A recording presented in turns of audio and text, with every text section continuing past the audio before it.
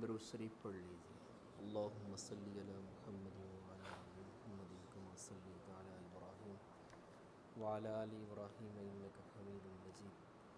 اللہم بارک علی محمد وعلی آل محمد کما بارکت علی ابراہیم وعلی آل ابراہیم انک حمید مجید۔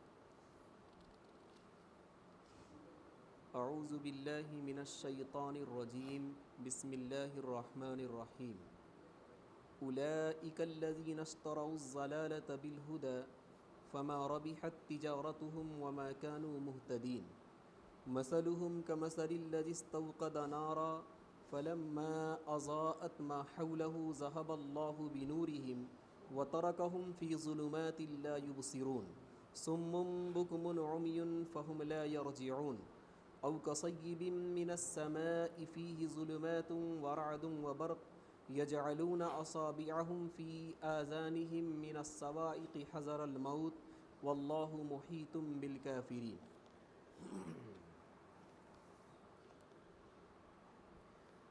اللہ تبارک و تعالی نے انسانوں کو مجبور محض نہیں بنایا ہے،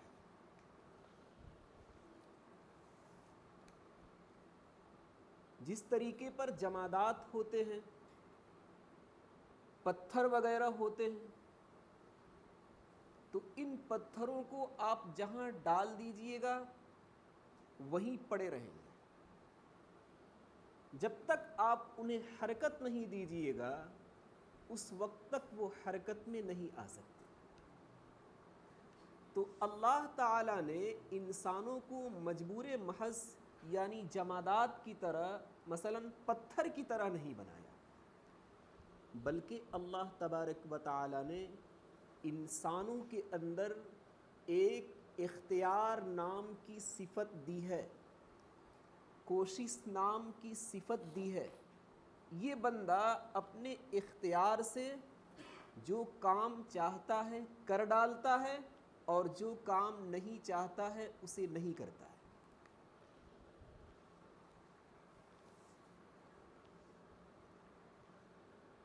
کچھ ایسے لوگ گزرے ہیں جنہوں نے انسانوں کے بارے میں یہاں تک کہہ دیا ہے کہ انسان بالکل مجبور محض ہے، کچھ اختیار اور کوئی بھی کوشش اپنے پاس کی رکھتا ہی نہیں، اور کچھ لوگوں نے یہاں تک کہہ دیا ہے کہ ساری چیزوں کا خالق اور ساری چیزوں کو بنانے والا انسان ہی ہے۔ یہ دونوں مذہب غلط ہیں۔ صحیح مذہب کیا ہے؟ ساری چیزوں کو پیدا کرنے والا، ساری چیزوں کا خالق اللہ تبارک و تعالی ہے۔ جہاں تک انسان کا تعلق ہے تو انسان کا اختیار اور انسان کی طرف سے کوششیں اور انسان کی طرف سے محنتیں لگتی ہیں تو اس چیز کو اللہ تبارک و تعالی پیدا کر دیتا ہے۔ الغرض اتنا ثابت ہوا کہ انسان اپنے پاس اختیار رکھتا ہے، اس اختیار کے ذریعے سے کسی کام کو وہ کر ڈالتا ہے اور اسی اختیار کے ذریعے سے کسی کام کو وہ نہیں کرتا ہے۔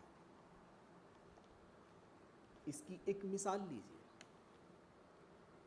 رعشہ کی بیماری آپ نے دیکھا ہوگا، بہت سارے لوگ ایسے بھی ہوتے ہیں کہ ان کے ہاتھ خود بخود کانپتے رہتے ہیں، وہ اپنے ہاتھوں کو کنٹرول بھی کرنا چاہیں تو کنٹرول نہیں ہو پاتا ہے، ایسی ان کی گردن ہلتی رہتی ہے، اگر اس کو وہ روکنا چاہیں تو نہیں روک سکتے۔ تو ایک یہ ہے کہ ہاتھوں کا خود بخود ہلنا، اور ایک یہ ہے کہ آپ ٹھیک ٹھاک ہیں، صحت مند ہیں، آپ ہاتھوں کو ہلائیں۔ دونوں میں فرق ہوا یا نہیں؟ اس سے پتہ چلا کہ انسان کے اندر اختیار ہے، جبھی وہ انسان جب کبھی چاہتا ہے اپنے ہاتھوں کو ہلاتا ہے اور جب کبھی چاہتا ہے اپنے ہاتھوں کو روک دیتا ہے۔ اختیار نام کی صفت انسان کے اندر سمجھ میں آ رہی ہے۔ ایک دوسری دلیل لیجیے، اگر انسان کے پاس اختیار نہیں ہوتا تو اللہ تبارک و تعالی انسانوں سے یہ نہیں کہتا کہ تم اچھا کام کرو گے تو تمہیں ثواب دیا جاوے گا اور تم برائی سے رکو گے تو تمہیں ثواب دیا جاوے گا اور برائی کو کرو گے تو تمہیں سزا دی جائے گی۔ یہ اللہ تبارک و تعالی مخاطب کیوں ہو رہا ہے؟ یہ مخاطب اسی وجہ سے ہو رہا ہے کہ اللہ تبارک و تعالیٰ نے انسانوں کو اختیار کی صفت دے رکھی ہے۔ یہ انسان اپنے اختیار سے اچھا کام بھی کر سکتا ہے اور اپنے اختیار سے برا کام بھی کر سکتا ہے۔ تو اللہ نے فرمایا کہ اس اختیار کو اگر اچھائی کی طرف لگاؤ گے تو تمہیں ثواب دیا جاوے گا، اور اس اختیار کو اگر تم برائی کی طرف لگاؤ گے تو تمہیں سزا دی جائے گی۔ قرآن کی بہت ساری آیتیں بھی بتاتی ہیں کہ انسان بیکار نہیں ہے، بلکہ انسان کے اندر اختیار ہے، وہ اپنے اختیار سے جو چاہے کر سکتا ہے۔ فَمَنْ شَاءَ فَلْيُؤْمِنْ وَمَنْ شَاءَ فَلْيَكْفُرْ۔ اللہ نے فرمایا جو چاہے ایمان اختیار کر لے اور جو چاہے کفر اختیار کر لے۔ الغرض اختیار جیسی صفت ہم انسانوں کے پاس ہے ضرور۔ اب منافقوں نے کیا کیا؟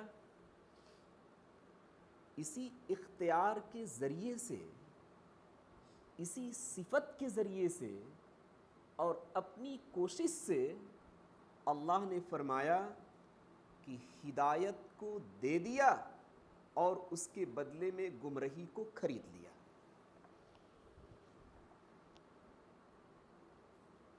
اللہ ہدایت بھی دیتا ہے اور گمراہی کو بھی پیدا کرتا ہے۔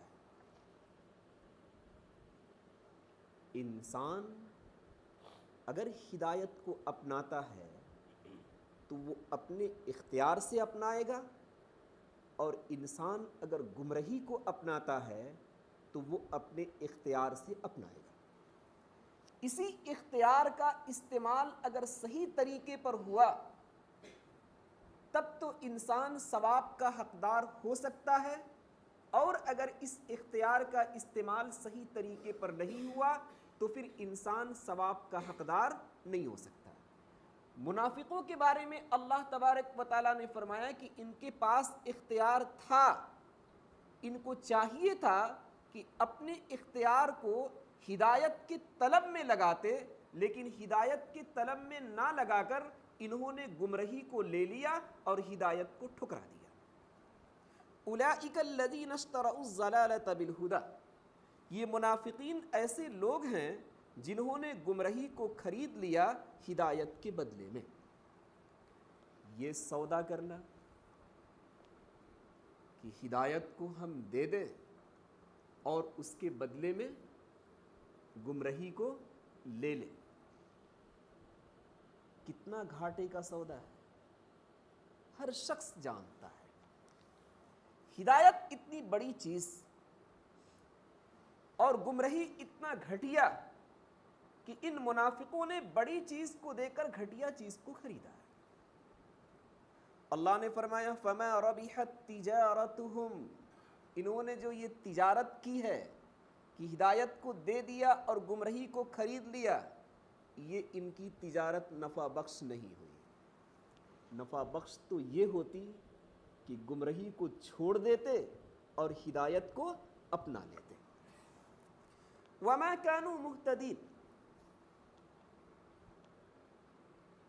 جب انہوں نے ہدایت کو چھوڑ دیا اور گمراہی کو اپنا لیا تو اللہ تبارک و تعالیٰ نے فرمایا کہ پھر یہ ہدایت یافتہ بھی نہیں ہو سکتے۔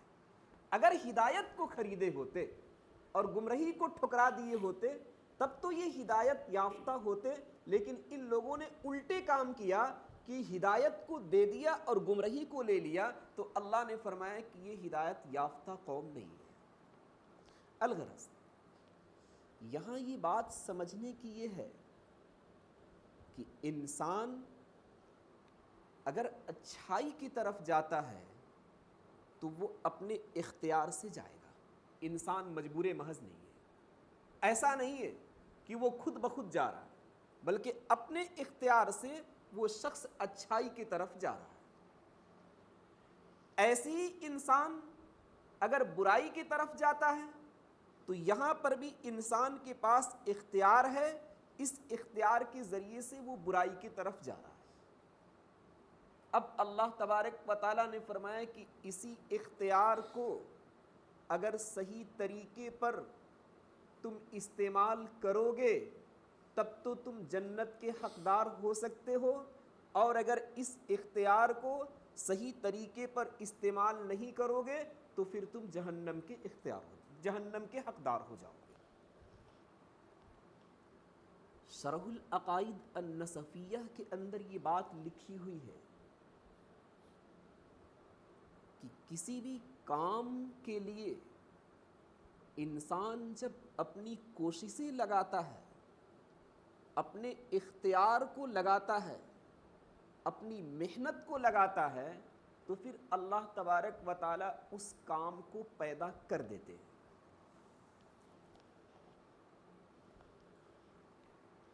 مسجد بنانی ہو، اس کے لیے مٹیریل لانا پڑتا ہے،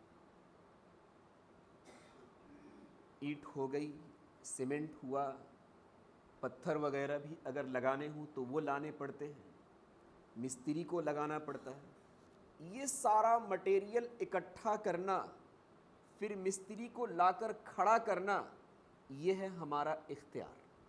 اتنا جب کام ہوگا تو اللہ تبارک و تعالی مسجد کا وجود بخش دے گا۔ کوئی یہ سمجھے کہ سب چیز اللہ تبارک و تعالی کرتا ہے تو مسجد بھی دے دے گا، وہ کبھی نہیں دے گا۔ آپ کو اختیار لگانا پڑے گا تب وہ چیز اللہ تبارک و تعالی پیدا کرے گا۔ ایسی انسان جب برائی کی طرف جاتا ہے تو جیسے ہی وہ برائی کا ارادہ کرے گا اس کے لیے اسباب اختیار کرے گا، مثلا اپنی آنکھوں کا استعمال کرے گا، اپنے کانوں کا استعمال کرے گا، اپنے پیروں کا استعمال کرے گا، اپنے ہاتھوں کا استعمال کر کے اس برائی تک پہنچے گا تو اللہ تبارک و تعالیٰ اس برائی کو بھی پیدا کر دیتا ہے۔ اس اختیار نام کی صفت کو ہم نے صحیح استعمال کیا تو اللہ تبارک و تعالیٰ ہمیں ثواب دے گا، اور اگر اسی اختیار نام کی صفت کو ہم نے غلط استعمال کیا تو اللہ تبارک و تعالیٰ ہمیں عذاب دے گا۔ اس لیے کسی بھی انسان کا یہ عقیدہ نہیں ہونا چاہیے کہ ہم کچھ نہیں ہیں، سب کچھ اللہ تعالیٰ کرتا ہے۔ تھوڑا سا بدلنا ہو، سب کچھ اللہ تبارک و تعالیٰ کرتا ہے لیکن ہمارا کیا لگتا ہے؟ اختیار لگتا ہے، تب جا کر ہم ثواب کا حقدار ہوتے ہیں اور پھر کبھی کبھی عذاب کا بھی حقدار ہو جاتے ہیں۔ مثلهم كمثل الذي استوقد نارا فلما اضاءت ما حوله ذهب الله بنورهم۔ اللہ تبارک و تعالیٰ نے منافقوں کی ایک مثال بیان کی۔ آپ صلی اللہ علیہ وسلم کے زمانے میں دو طرح کے منافق تھے۔ کچھ تو ایسے تھے کہ اپنے کفر پر بالکل ڈٹے ہوئے تھے اور پختہ تھے۔ ان کی مثال اللہ تبارک و تعالیٰ نے الگ بیان کی۔ کیا مثال بیان کی؟ اللہ نے فرمایا کچھ ایسے لوگ ہوں گے، تم یہ سمجھو کہ جنہوں نے آگ روشن کیا، جب آگ روشن ہو گئی تو اس آگ نے اپنے ارد گرد ساری چیزوں کو روشن کر دیا. ظاہر سی بات ہے کہ آگ جہاں آپ روشن کریں گے وہ آگ کیا کرے گی؟ ارد گرد اور قریب میں جتنی چیزیں ہوں گی ان ساری چیزوں کو کیا کرے گی؟ روشن کر دے گی. پھر اللہ تبارک و تعالیٰ نے کیا کیا؟ اس آگ کی روشنی کو غائب کر دیا.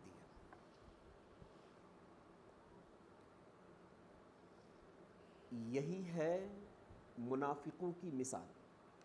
اب جن لوگوں نے آگ کو روشن کیا تھا، آگ کے روشن ہونے کی وجہ سے وہ بالکل روشنی میں تھے، اللہ تبارک و تعالیٰ نے اس روشنی کو غائب کر دیا تو یہ کہاں چلے گئے؟ تاریکی میں چلے گئے. وَتَرَكَهُمْ فِي ظُلُمَاتٍ، اللہ نے ان کو کیا کیا؟ تاریکی میں چھوڑ دیا. اب تاریکی میں ہوتا کیا ہے؟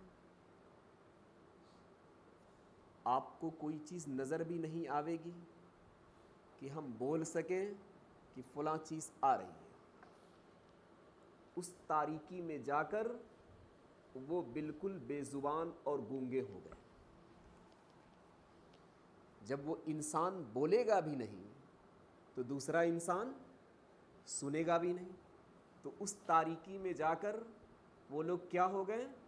بالکل بہرے ہو گئے. ایسے ہی وہ گونگے ہو گئے. تو آگ روشن کیے تھے، روشنی ان کے پاس آئی تھی، لیکن اللہ نے روشنی کو غائب کر دیا تو بالکل اندھیرے میں چلے گئے اور گونگے اور بہرے بھی ہو گئے. یہی حال منافقوں کا ہے.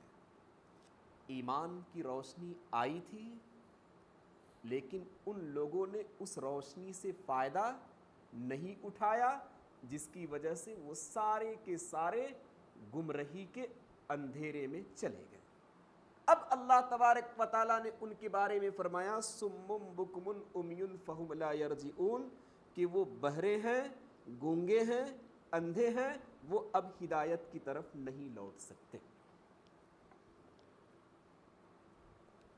اگر انہوں نے اپنا اختیار صحیح طریقے پر استعمال کیا ہوتا تب تو وہ ہدایت کی طرف لوٹ جاتے، لیکن ان لوگوں نے اپنا اختیار صحیح طریقے پر استعمال ہی نہیں کیا، بلکہ وہ تو اپنے اختیار کو غلط کاموں میں لگایا، روشنی کو حاصل نہیں کیا بلکہ اپنے اختیار سے روشنی کو چھوڑ دیا، جس کی وجہ سے اللہ تبارک و تعالیٰ نے انہیں تاریکی کے اندر پھنسا دیا. مثلہم کمثل الذی استوقد نارا، ان منافقوں کی مثال ان لوگوں کی طرح ہے جنہوں نے آگ کو روشن کیا، پھر جب اس آگ نے اپنے ارد گرد ساری چیزوں کو روشن کر دیا تو اللہ تبارک و تعالیٰ نے ان کی روشنی کو غائب کر دیا. وَتَرَكَهُمْ فِي ظُلُمَاتٍ لَا يُبْصِرُونَ، اور اللہ تبارک و تعالیٰ نے ان کو تاریکیوں کے اندر چھوڑ دیا کہ وہ دیکھتے ہی نہیں. وہ تو کفر پر بالکل جمے ہوئے تھے اور بالکل پختہ تھے. نفاق کیوں اپنایا تھا؟ اس سے پہلے بھی یہ بات آئی تھی کہ وہ منافق اس وجہ سے بنے تھے کہ ہم مسلمانوں کی جماعت میں جا کر اور ان کے گروہ میں گھس کر ان کا مذاق اڑائے. وَإِذَا لَقُوا الَّذِينَ آمَنُوا قَالُوا آمَنَّا، جب وہ ایمان والوں سے ملتے تھے تو کہتے تھے کہ ہم بھی ایمان والے ہیں، اور صرف ان کا کام کیا تھا؟ ان کا مذاق اڑانا. اور پھر قالوا انا معکم انما نحن مستہزئون، جب وہ اپنے سرداروں کے پاس آتے تھے، اپنے شیاطین کے پاس آتے تھے تو کہتے تھے کہ ہم تو تمہارے ساتھ ہیں. ایمان والوں کے پاس گئے تھے ان کا مذاق اڑانے کے لیے.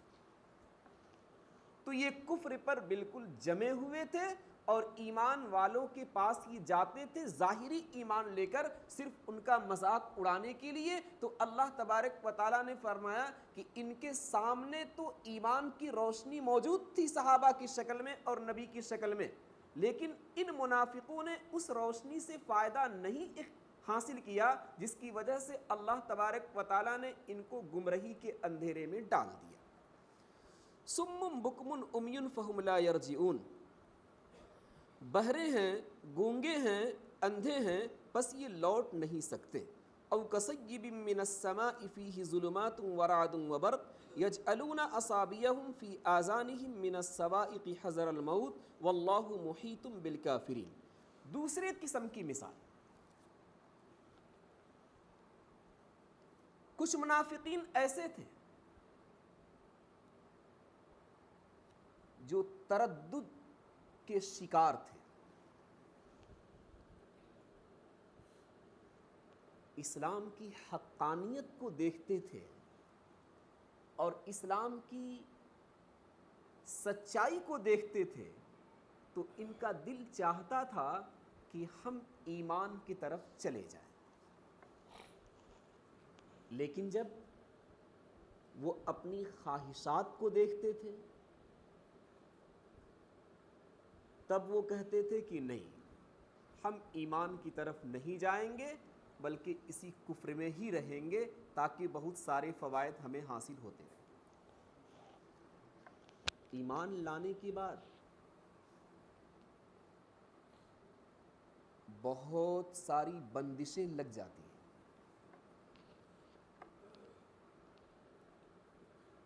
اگر ایمان والا بندہ ہے تو اللہ تبارک و تعالیٰ فرمائے گا کہ 5 وقت کی نماز پڑھا کرو۔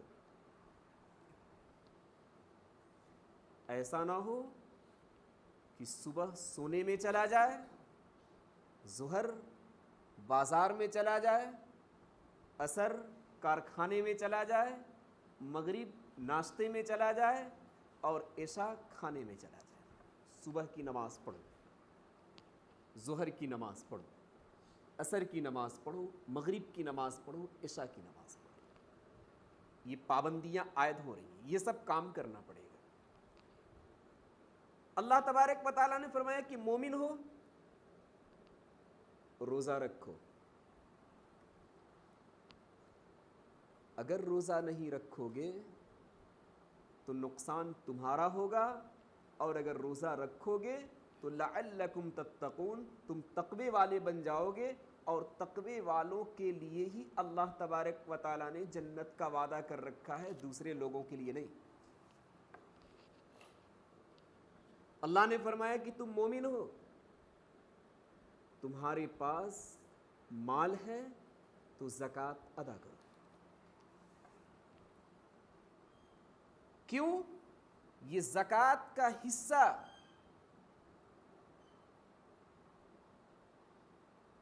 بالکل ہی سڑا ہوا اور گلا ہوا حصہ ہے، اس کو نکال کر ہٹاؤ۔ اگر اسے نہیں ہٹاؤ گے تو جو اچھا مال ہے اسے بھی خراب کر دے گا۔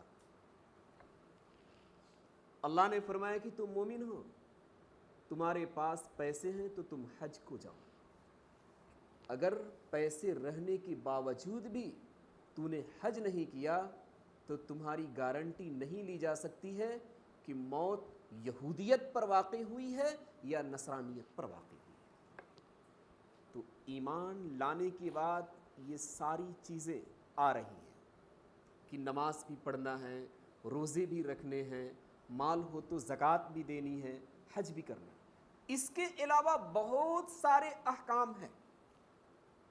اپنے اخلاق کو ٹھیک رکھنا ہے، اپنی عادتوں کو ٹھیک رکھنا ہے، اپنے پڑوسیوں کے ساتھ سلوک کو ٹھیک رکھنا ہے، اور ایسی اپنے دوستوں کا خیال رکھنا ہے، اپنے رشتہ داروں کا خیال رکھنا ہے، ایسی ہی غیروں کا بھی خیال رکھنا ہے۔ یہ ساری چیزیں آپ پر عائد ہو جائیں گی۔ تو ان منافقوں نے سوچا کہ ایمان تو اچھی چیز ہے، دل تو کرتا ہے کہ ایمان کو قبول کر لیں، لیکن ایمان قبول کرنے کے بعد جو ہماری خواہشات ہیں وہ پوری نہیں ہو پائیں گی، بہت ساری چیزوں سے ہمیں منع کر دیا جائے گا، اس لیے وہ ایمان کی طرف جاتے نہیں تھے۔ اللہ نے ان کی مثال دی۔ کیا مثال دی؟ اللہ نے فرمایا آسمان سے بارش ہو رہی ہو، اس بارش کے اندر اندھیرا ہی اندھیرا ہو،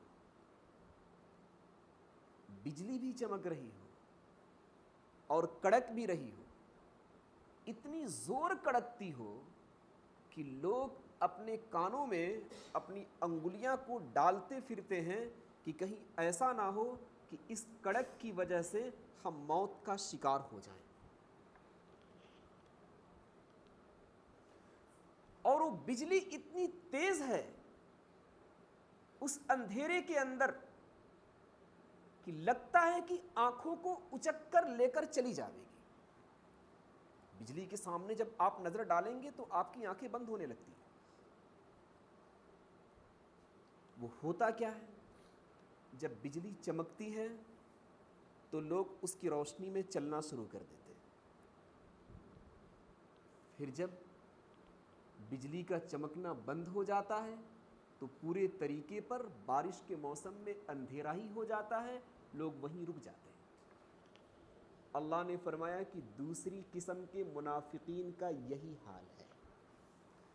ایمان کی حقانیت اور ایمان کی سچائی جب ان کے سامنے روشن بن کر آتی تھی تو وہ سوچتے تھے کہ ہم ایمان کی طرف چلے جائیں، اور جب اپنی خواہشات کو دیکھتے تھے، اپنی اغراض کو دیکھتے تھے تو پھر سوچتے تھے کہ نہیں، ایمان کی طرف ہم نہیں جائیں گے۔ یہ دوسرے قسم کے منافقین ہیں۔ اللہ تبارک و تعالیٰ نے ان کی مثال بیان کی۔ او کصیب من السماء فیہ ظلمات ورعد وبرق، یا اس بارش کی طرح ہے جو آسمان سے نازل ہوتی ہے جس کے اندر تاریکی ہی تاریکی ہے اور کڑک ہے اور بجلی ہے، لوگ اپنے انگلیوں کو اپنے کانوں میں ڈال لیتے ہیں بجلی کی وجہ سے، موت کے ڈر سے۔ واللہ محیط بالکافرین، اور اللہ تبارک و تعالیٰ کافروں کا احاطہ کرنے والا ہے۔ ایک انسان اور ایک کافر گمراہی کے دلدل میں جب پھنس گیا اور ہدایت کو نہیں اپنایا تو ایسا نہیں ہے کہ گمراہی کے دلدل میں پھنس کر وہ اللہ تبارک و تعالیٰ کی پکڑ سے نکل جائے، نہیں، ساتوں آسمان اس کا، ساتوں زمین اس کی، ان دونوں کے درمیان جتنی خلا ہیں اور جتنی جگہیں ہیں، ساری کی ساری جگہیں اس کی، پتے پتے کا مالک ہے، ذرے ذرے کا مالک ہے۔ ایک کافر اور گمراہی میں پھنسنے والا شخص اللہ تبارک و تعالیٰ کی پکڑ سے کہیں بھاگ نہیں سکتا۔ چاہے منافقین پہلی قسم کے ہوں کہ جن کا کفر بالکل پختہ ہے، یا چاہے منافقین دوسری قسم کے ہوں کہ اغراض اور خواہشات کے وہ شکار ہو چکے ہیں، یہ اللہ تبارک و تعالیٰ کی پکڑ سے کہیں بھاگ نہیں سکتے۔ اللہ تبارک و تعالیٰ جس دن چاہے گا انہیں پکڑ دے گا۔ ابھی تو وہ گناہ پر گناہ کیے جا رہے ہیں، ان کو مزہ بھی آ رہا ہے، لیکن اس کا یہ مطلب نہیں کہ اللہ تبارک و تعالیٰ دیکھ نہیں رہا ہے اور اللہ تبارک و تعالیٰ ہماری پکڑ نہیں فرمائے گا، بلکہ اللہ تبارک و تعالیٰ نے ڈھیل دے رکھا ہے کہ دیکھتے ہیں کہ تم کب تک اور کہاں تک جاتے ہو۔ ایک ہی مرتبہ جب اللہ تبارک و تعالیٰ اپنا قبضہ جمائے گا تو پھر تمہارے حواس اڑ جاویں گے کہ اب کیا کرنا ہے، نہ تم آگے جانے کے لائق رہو گے اور نہ ہی تم پیچھے ہٹنے کے لائق رہو گے۔ واللہ محیط بالکافرین، اللہ تبارک و تعالیٰ کافروں کو گھیرے میں لیے ہوئے ہے، کہیں یہ جا نہیں سکتے۔ یکاد البرق یخطف ابصارہم، قریب ہے کہ بجلی ان کی آنکھوں کو اچک لے جائے، جب ان کے لیے روشنی کرتی ہے تو وہ اس میں چلتے ہیں، اور جب ان پر وہ تاریکی کرتی ہے تو وہ کھڑے ہو جاتے ہیں۔ بالکل یہی مثال دوسری قسم کے منافقوں کی ہے کہ ایمان کی روشنی جب ان کے سامنے آتی تھی، ایمان کی سچائی اور ایمان کی حقانیت جب ان کے سامنے آتی تھی تو وہ چاہتے تھے کہ ہم ایمان کی طرف چلے جائیں، لیکن جب اغراض اور خواہشات کی تاریکی کو دیکھتے تھے تو پھر وہ ایمان کی طرف نہیں جاتے تھے، بلکہ کہتے تھے کہ اگر ہم ایمان کی طرف چلے جائیں گے تو بہت ساری چیزوں سے ہمیں روکنا پڑے گا۔ وَلَوْ شَاءَ اللَّهُ لَذَهَبَ بِسَمْعِهِمْ وَأَبْصَارِهِمْ، اور اگر اللہ تبارک و تعالی چاہے گا تو ان کے کانوں کو لے کر چلا جاوے گا اور ان کی آنکھوں کو غائب کر دے گا۔ یہ اس بجلی کے اندر اتنی تیز کڑک ہے اور اتنی تیز بجلی ہے کہ اللہ تبارک و تعالی اگر چاہ لے اور ارادہ کر لے تو ان منافقوں کی آنکھیں بھی خراب ہو جاویں گی اور سننے کے جو کان ہیں، اس کے اندر جو قوت رکھی ہوئی ہے وہ قوت بھی خراب ہو جائے گی۔ لیکن اللہ تبارک و تعالی ایسا نہیں کر رہا ہے، کیوں؟ وہ ڈھیل دے رکھا ہے کہ تم چلو کہاں تک چلتے ہو، ایک ہی مرتبہ ہم جوڑ کر پکڑیں گے۔ ان اللہ علی کل شیء قدیر، بے شک اللہ تبارک و تعالی ہر چیز پر قدرت رکھنے والا ہے۔ اگر وہ ان کی کانوں کی صفت کو غائب نہیں کر رہا ہے اور ان کے کانوں کی آنکھوں کی صفت کو غائب نہیں کر رہا ہے تو اس کا مطلب کہ اللہ تبارک و تعالی اس پر قادر نہیں ہے، ایسا نہیں ہے، بلکہ اللہ تبارک و تعالی قدرت رکھتا ہے، ان کے کان کو بھی خراب کر دے گا، ان کی آنکھ کو بھی خراب کر دے گا۔ بس کی سبحان اللہ۔